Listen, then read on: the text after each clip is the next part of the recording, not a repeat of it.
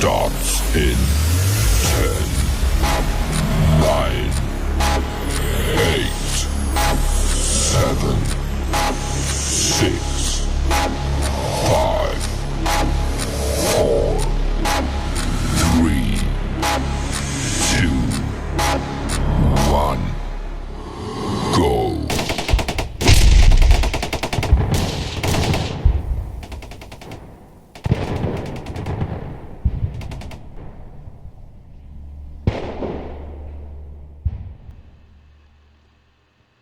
Assalamualaikum warahmatullahi wabarakatuh.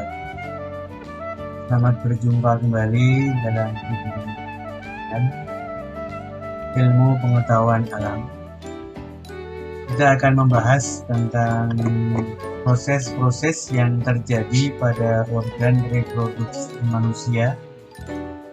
Itu materi IPA kelas 9 semester ke-1 tentang reproduksi manusia.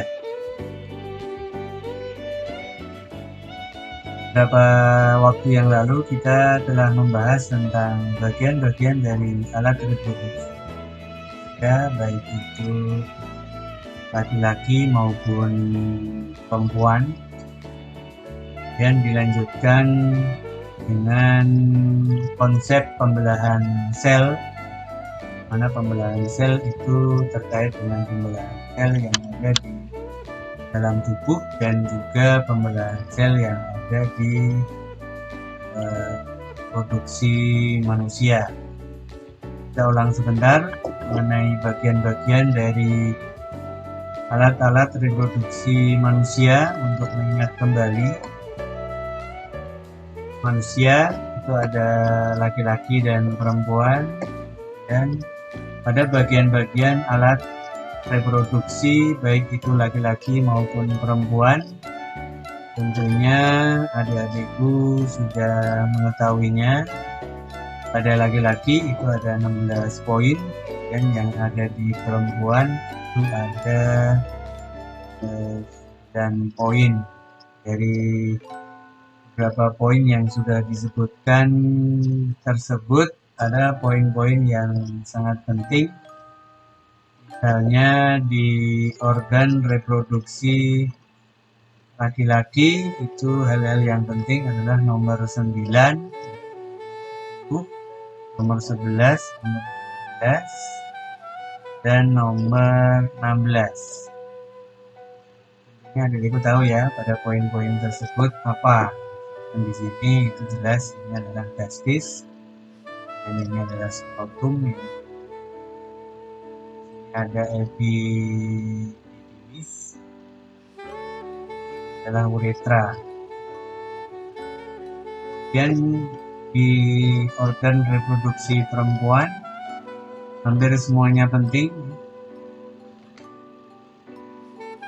Yang nomor 7 ini adalah ovarium, 8 ini adalah imbrei, dan nomor 2 ini juga undi. Pada nomor 1 ini adalah nomor 6 dulu ya, fallopi, dan nomor 5 ini adalah vagina, nomor 4 adalah cervix, terusnya. Nah, tentunya adik-adikku sudah mengetahuinya. Kita lihat berikutnya. Nah, jelas kelihatan hidung tadi.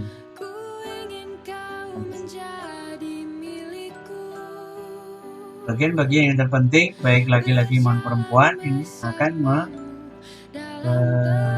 mendukung dari fungsi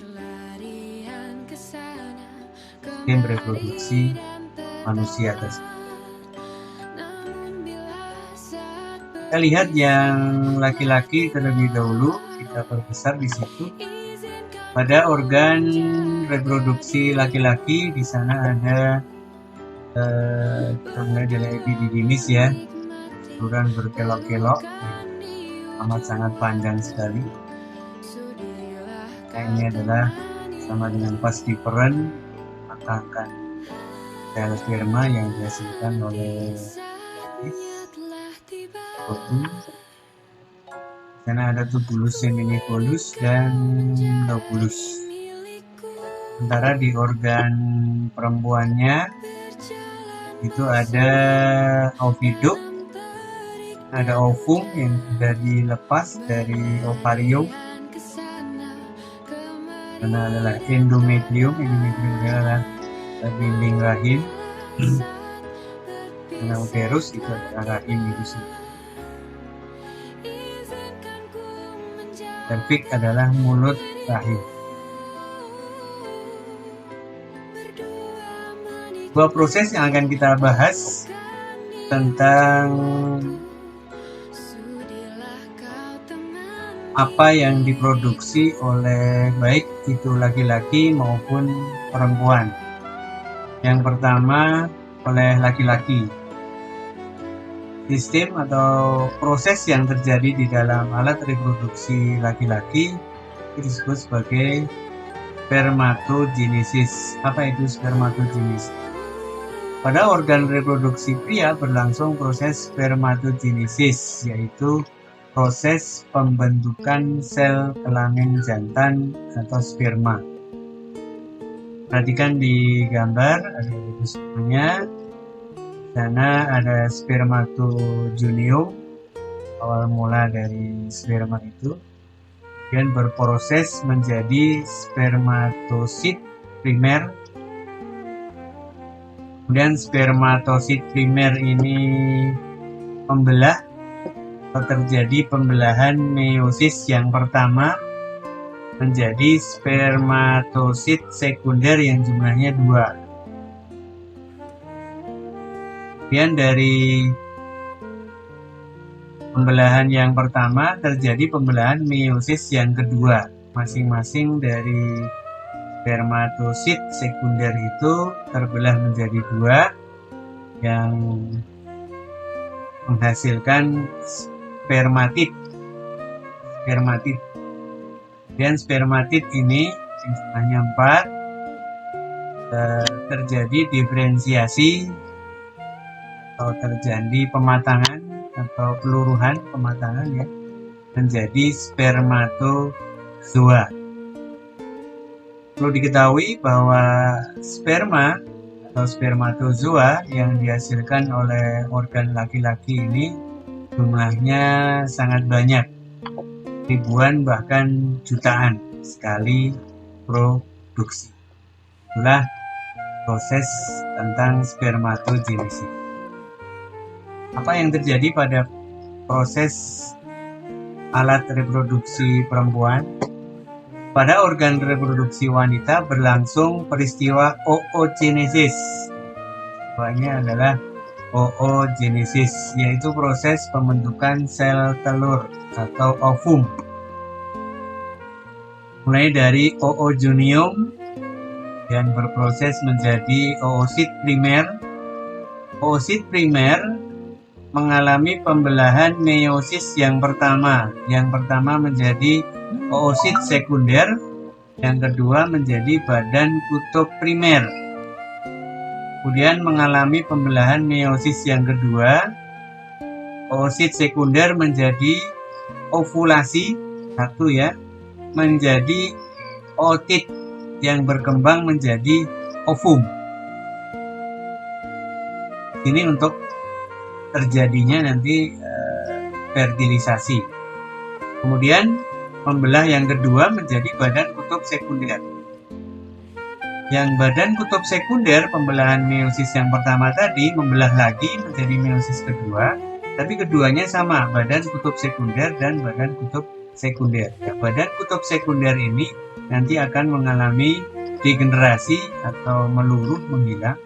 Akhirnya satu oogonium itu hanya menghasilkan satu ovum. Perbedaannya dengan spermatogenesis.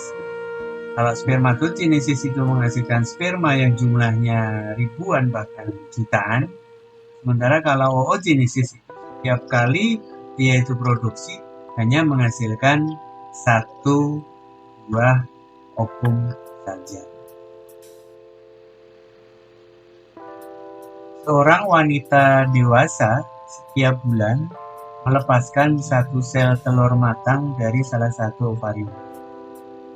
Apabila tidak terjadi fertilisasi atau pembuahan, akan terjadi pendarahan yang disertai luruhnya sel telur dan lapisan endometrium. Pendarahan ini disebut sebagai menstruasi. Menstruasi terjadi secara periodik sehingga disebut siklus menstruasi. Pada umumnya, siklus menstruasi berlangsung selama 28 hari. Ini kita lihat ada tayangan awali dari awal ya.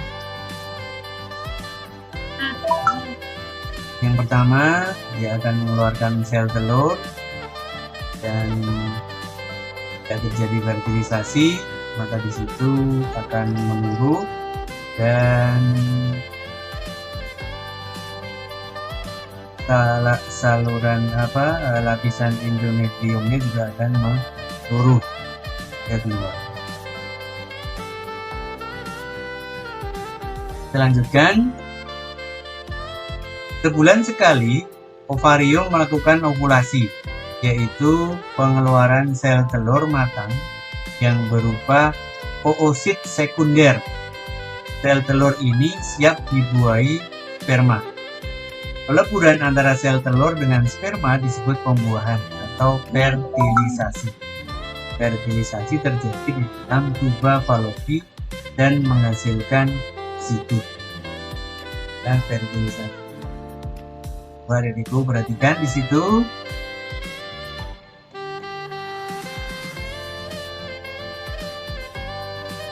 Apabila sel telur ini keluar dari ovarium, maka dia akan menunggu di sini. Ini adalah apa yang kita sebut sebagai tuba Fallopi. Tuba Fallopi. Apabila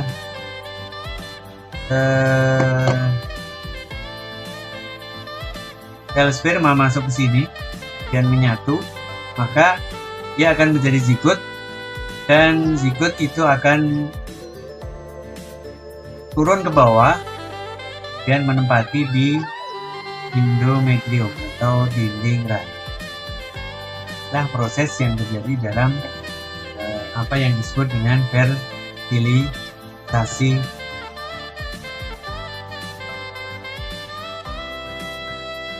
Kita lanjutkan ke kesehatan organ reproduksi manusia.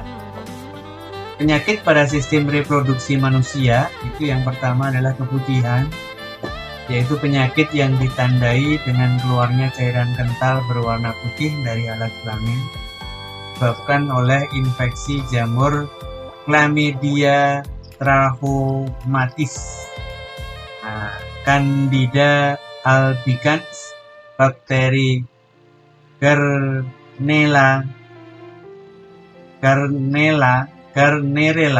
vaginalis dan Trichomonas vaginalis. Pencegahan dengan cara menjaga kelembapan alat kelamin. Ini yang terjadi pada alat reproduksi wanita. Kemudian yang kedua, gonorrhea atau kencing nanah, penyakit yang ditandai dengan keluarnya nanah dari saluran kencing sehingga terasa sakit saat buang air kecil, disebabkan oleh infeksi bakteri Neisseria gonorrhoeae. Pencegahan dengan cara menghindari kontak seksual dengan penderita. Ini bisa terjadi pada alat reproduksi laki-laki maupun perempuan. Sifilis atau raja singa, penyakit yang ditandai dengan timbulnya luka pada alat kelamin, rektum, lidah, atau bibir, tetapi tidak terasa sakit. Disebabkan oleh infeksi bakteri Treponema pallidum. Pencegahan dengan cara menghindari kontak langsung antara luka di kulit dengan selaput, lendir, atau cairan tubuh kulit. Bisa terjadi pada laki-laki dan perempuan. Kemudian AIDS, penyakit yang merusak sistem kekebalan tubuh penderita disebabkan oleh HIV atau Human Immunodeficiency Virus. Pencegahannya dengan tidak menggunakan jarum suntik secara bersamaan dan menghindari kontak seksual dengan penderita. Bisa terjadi pada laki-laki dan herpes genitalis, penyakit yang ditandai dengan timbulnya bintil-bintil berisi cairan di alat kelamin, dubur atau mulut dan terasa sakit. Disebabkan oleh virus herpes simplex tipe 2. Pencegahannya dengan menghindari kontak seksual dengan penderita, laki-laki dan perempuan. Prostatitis, penyakit yang ditandai dengan adanya inflamasi pada kelenjar prostat disebabkan oleh infeksi bakteri Escherichia coli atau non-bakteri. Pencegahan dengan cara mengurangi aktivitas yang menyebabkan iritasi pada prostat seperti duduk dalam waktu yang lama. Ini terjadi pada laki-laki. Dan epididymitis, penyakit yang ditandai dengan peradangan pada epididymis disebabkan oleh iritasi zat kimia, komplikasi prostatektomi, bakteri coliform, dan infeksi chlamydia. Pencegahan dengan cara menghindari bergonta-ganti pasangan seksual. Ini terjadi pada laki-laki. Itu kelainan atau penyakit pada kelamin baik laki-laki maupun. Untuk menghindari itu semua, maka kita ada upaya untuk pencegahan penyakit reproduksi khususnya perempuan, yaitu mengganti pembalut sesering mungkin saat sedang menstruasi 2-3 jam sekali. Dan yang kedua, menghindari penggunaan sabun pembersih kewanitaan secara terus-menerus. Dan khusus untuk laki-laki, mengurangi kebiasaan mandi dengan air panas. Dan yang kedua, melindungi testis selama beraktivitas. 3, menghindari minuman beralkohol. Itu khusus untuk dan perempuan seperti itu. Cara untuk keduanya, jangan melakukan hal-hal yang bisa menyebabkan terjadinya infeksi pada alat reproduksi. Demikian anak-anakku untuk kesempatan kali ini. Ucapkan terima kasih. Semoga apa yang kita bahas, ilmu yang kita bahas pada kesempatan kali ini. Assalamualaikum warahmatullahi wabarakatuh.